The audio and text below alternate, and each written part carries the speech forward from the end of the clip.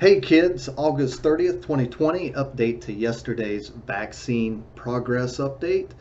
Um, let's see, temperature wise, had mentioned that Moderna and Pfizer both were going to require sub-zero, that's in Fahrenheit, temperatures to store them and ship them. So it looks like Moderna actually believes that they will be okay at -4 degrees Fahrenheit, which is pretty much your typical freezer, so that might not be as big an issue as first thought.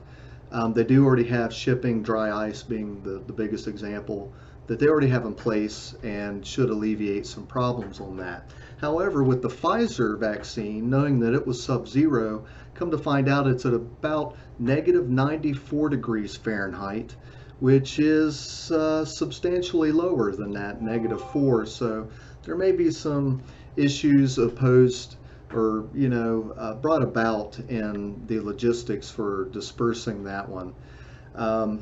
After a little bit of research, found out that the Merck vaccine as well is going to have to be stored at a particularly cold environment. So there are those issues. However, there's a plethora of other companies out there that are working on these vaccines. Those just happen to be the three that were the furthest ahead.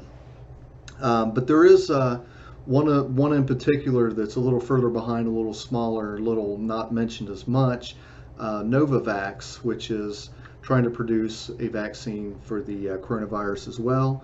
And theirs has the ability to be stored at refrigerated temperature.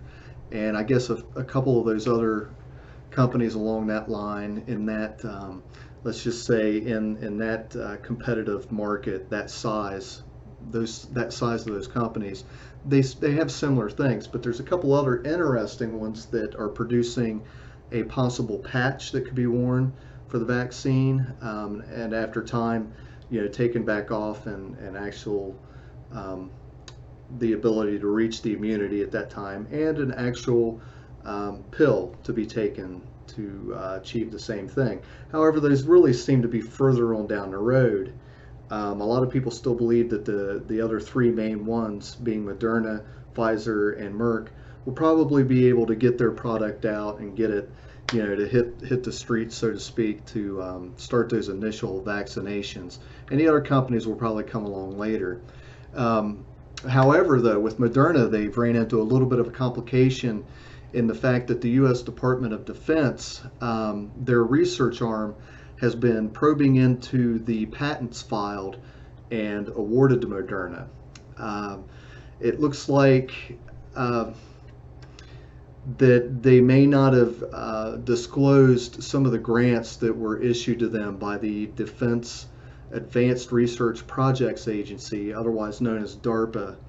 I'm not sure how this is going to affect them. They filed stuff, I guess, in the past where they did include everything, but this time it just doesn't seem like they had all their I's dotted and their T's crossed. So we'll see what that does in their process. I'm just really not sure how it could have gotten filed with that kind of clerical error.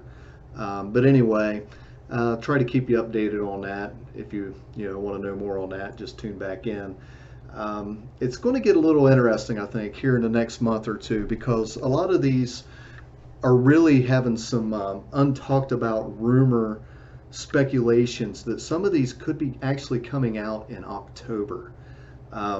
I just find that shocking. But anyway, I'll try to keep you updated. If you're interested in this type of thing, just kind of dig around in some of those articles and stuff, and you just see some things that just raise some eyebrows and make some questions and everything. So anyway, thought I'd try to make that a quick update. Not as quick as I want it to be. I'll try to still make them shorter, but anyway, there you go. Be safe, be wise, be smart. Have a good day, and welcome to the new normal.